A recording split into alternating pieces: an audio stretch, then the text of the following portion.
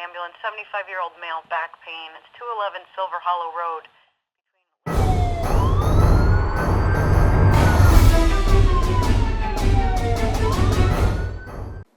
Hi everyone, welcome back to Grandpa Mart's Hobbies and another update of our Mobius 1967 F-100 service truck squad car.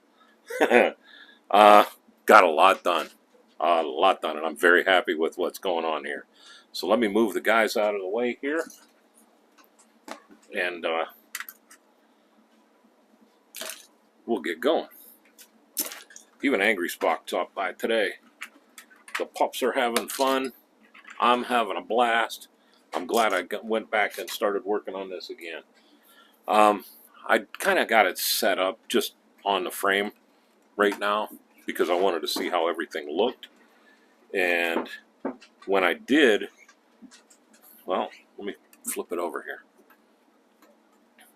I really liked what I saw, and I don't think that I'm going to go with the ultra high gloss paint on this.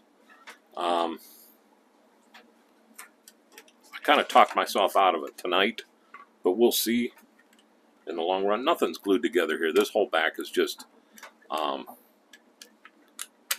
sitting together. It's almost like snap tight, except for now I can't get this on to show you. There we go. It's almost like a snap tight. Let me move the frame out and we'll talk about this right now. Like on the last video, I talked about getting the slam locks done and painted the lines and everything. Well, I came back in and I highlighted those with a little bit of panel liner, which I'm really happy I did because I think it looks great. And then I took my trusty favorite mechanical pencil and I went around all the doors and everything and gave them their highlight, which really made everything jump. I don't know if you'll be able to see that on the video or not with that light blasting straight down, but I'm telling you, that made a huge difference in the way these panels look. So again, I told you I was going to dirty up the underside, which I did, except I haven't done the wheel wells yet. So those I will do before I glue this down, as long as I don't forget. I'll pop this apart here. While we're here, you can see I got the handrail on here. What that is, let me pull one out. It's just brass rod that I had in my drawer, and I bent with a pair of channel locks. And then I sanded it real good, and I painted it with my chrome silver. And I'm really liking it. I really like how that came out. It matches the slam locks very well, and it's working out really good for me. So we'll keep those in. They're not even glued in yet because I'm still not sure if I'm going to put the high gloss coat on this, because it does have a pretty darn good shine to it, and I don't know if I want it to. I'm kind of afraid that if I do put another high gloss on this, it's going to look kind of like a race car, and I don't want to go that way. I want to keep it looking more like the fire truck color it should be. The body, again, I panel lined everything with the number 2. It needs to be wiped down. I've been holding it and stuff. I came up front here. I painted that the accent black. And you notice I'm back in my old filming area. It's not the best, but right now I have my laptop set up over there so that I can do some good filming here down the road real quick. Let me snap this in real quick because it's just locks in. Just like that. And what I did is I painted that black underneath there. That would be where the grill would be open so the air would get back into the radiator. I didn't go all the way up just because I wanted to leave a little bit of the red, and I wanted to make sure that I didn't overdo it. So I came up to this dividing line right here and came across there, and I drew a line at the bottom of the chrome with my number 2 pencil once again, and came across there, and I just painted in between those two. And I think that looks really, really good. Again, I got the hole drilled, the small hole drilled for the dome light, or the bubble light. I'm not drilling that out any bigger until I get the bubble light up and running, because I've been having some problems with the electronics with it, and it's just giving me fits. But I do plan on getting it all worked out and good to go. My interior has a bunch of dust in it, but it is pretty much done. Let me pull this down so you can see it better. It all glued up really well. You can see I got a mic sitting on the top and my radio inside for it. The mic wire is AWG 32 speaker wire that I wrapped around the smallest stinking drill bit that I had in my bag. And I think it looks perfect. It's just right for scale. The dashboard laid in there. This mic is actually not attached. It's just I bent it in a way to where when I put the radio in place, it puts just a smidge of tension on that mic, so it's pulling it down and just holding it there, and the wire isn't going to let it go anywhere. So the interior on this kit looks fantastic.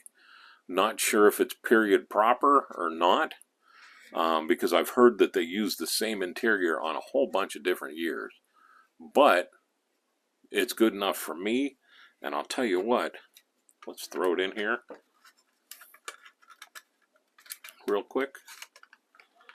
It goes in and kind of clicks in there. But I think it looks really good. If I can get it in there. There we go. I think it looks really good inside the truck, man. That's going to look great with the radio in there on the dash. And I have a couple other doodad things that we're going to do to put inside there too, just to make it look a little bit better. I'm going to do a little map. I think I'm going to try to get a clipboard set up for in there too. Now, see there, I just moved that. But we're good to go with that. And now the undercarriage. If the wheels fall off, don't freak out, because they're just sitting in there right now. These four. This one's glued in. My spare is glued in. But I got the suspension and everything all put together and weathered. This is pretty neat, and I'm glad I did it the way I did by doing stages. What I did is the last time you saw it, it just had the front suspension on, no exhaust, no rear end, no tire or anything, no tires or any of that junk. And what I did is, to dirty this up, all I used is my Folk Art Cinnamon. And I'm telling you, this is the perfect color for dirt. It really is. It's like a brownish reddish dirt, and it works out just perfectly for the for weathering these bodies and not going overboard with it. So, like I said, it works out. This shows it up really horrible because the chrome is really overpowering the camera. But you can see it here where it just works out perfect. Even on a spare tire, I used it just making sure I went the same direction as I went with everything else. And I got that spare tire a little bit dirty because it's going to get a little bit dirty being underneath the truck like that. The exhaust, I just used my flat aluminum on that. And then to weather it, I came in with this time with just the Weathermaster C's orange, the orange rust. And I hit it here, there, and everywhere and smeared it around on the muffler and dabbed it and all that stuff. And then I waited a minute, and I came back with my panel liner, the black panel liner, and I dabbed it here and there and everywhere, and wherever it looked like there was a whole lot of the red, like over too much, I dabbed that in there, and it spread out and just sucked right into that red. and it turned that red into almost a metallic look. So we got that all taken care of, and what I didn't do, because I was waiting until I did this online, because a couple of people asked me about it. Remember, I drilled this out pretty deep, and back in the day, we had leaded gas, and it would create some soot, and I've had people ask me how I did the soot around my exhaust, and that's the Weathermaster D's, the oil stain. Works out very good for this. I even have the Q-tip ready to go. This is one of those cheap pointy Q-tips I get from the dollar store. So I'm going to dab a little bit onto the tip, put my visor down. What if I bring it down a little bit, and I'll try my darndest to keep this in the frame. We'll do that. How's that? And then all I did was just kind of went like this with it around that tip, just lightly on the lower side of it, where it would kind of fog up and smoke a little bit. And it's real subtle, but a lot of people noticed that, which surprised me. I didn't expect that. But see, that works out very well. Let's hit that a little bit more here, right on the top. I'm not going deep with it. I'm just trying to get a little bit on there, which that got nothing. So you're in frame. Get my thumb under here. I got a bunch on here on my Q-tip. There we go. And just give it a little soot, just like that. How's that? That works out really well. We got a little too much there, but that works out really well, doesn't it? I'm happy with that, and we're going to roll with it. So now the suspension is done. The tires are just sitting here. I showed you how the wheel weights worked. Those came out really cool. I've had a lot of people comment on those, and honestly, they are just my small solder, which is sitting right here. I had a length of this, the 0.3 millimeter solder, and I just cut just a smidgens off of it. I'll make one right here while we're talking, just so you can see what I was talking about, because some people were asking me what I was talking about. So I cut it, and I'll put it right there. It's right here off the frame, of course.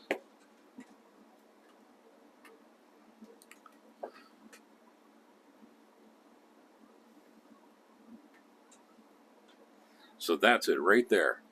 Now I'm going to take the bottom of my tweezer and just put it on there and push.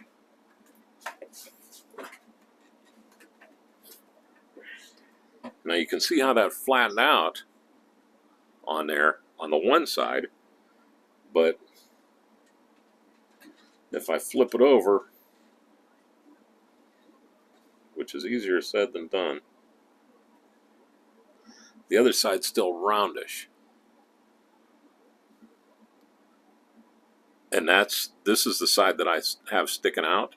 The flat side goes on there, and it lays on nice with the Mod Podge. You can get it in there and then kind of just push it into place, and that's all there is to it. So there's a half a minute, you got yourself a wheel weight. So it's as easy as that. And trust me, if I can do that, everyone can do that. Now, and this is going to be a shorty, but the next video is going to be a very long one. Oh, wait a minute. First thing I want to do is I want to show off here. Now these aren't panel lined yet, but this kit didn't come with battery cables or battery clamps. So I made these out of evergreen, and I just drilled the holes to fit over top of these studs, which took 3 times because I kept getting the the size wrong. And then I just started hacking away at them until they came back and looked kind of like battery cables, you know, the battery cable clamps. So all I need to do now, and we'll do that right now while I'm talking, because if I don't, I'll forget, is I'm going to take some panel liner and I'm going to wipe 99.5% of it off. We'll take that battery, just touch it, just like that. And I know you're like, holy gosh, Mark, what did you just do? But now, I'm going to come back with another pointy, and we're going to go right to the center and just barely touch it. Just like that. And I pulled that out of the center, but that still left that ring around there. And look at how quick that made that look pretty cool. And the evergreen's just the thinnest evergreen that I was able to find at the store at the time. I've had it for years, so I don't even know which hobby shop, if I, that I got it from, or if it was Hobby Lobby or what. So I can't help you out there. I'm sorry about that. But that works out really well. And I was given a hoodie for inside. I have a jacket that I'm working on too, but I'm not going to show you that yet. What I do want to show you now is, and this will be it for today, is my engine. I was called out saying I don't have a transmission. Let me pull this, I'll pull it up. I didn't have a transmission dipstick. So I did it really simple, just flatten it out on the metal surface, rolled it up with the tweezers. There is a video on that in my videos somewhere. I have it glued on here, and it's glued on right here. The rest of this is just kind of pushed in. I'll pull that out and straighten it out just before I put it into the truck, along with the one out front here that I keep bending because of my fat dang fingers. See, that needs to come around. The other thing I wanted to show you is my alternator does now have a bracket. Just another, again, the same evergreen, just this was a thicker sheet. I cut out just a real thin piece that had a little arch to it and painted it semi-gloss black and glued that in. So the engine now is ready to drop. I'll do some tidying up. I did remember this time to weather the bottom because that sticks out, and if everything else is getting dirty, that's going to get dirty too, right? So it's done, and we're ready to go. And with that, I want to let you know I have started the bubble light LED video, and I think I'll probably be done with the car before that video even gets published. But at least you'll be able to see the spinner light going around. I'm having some trouble with the software side of it, but I think I got that figured out today, so we'll move on with that. But for right now, I will let you go. I want to thank everybody for stopping by and watching this build. We're having a blast with it. All your thumbs up, your subscriptions, your comments, everything's really keeping me going, and it's keeping the channel moving too. So if you can give me a thumbs up and a subscribe if you're not subscribed, and I really appreciate it. And with that, I'll let you go. You all have a great day and a better tomorrow. Thanks again for watching.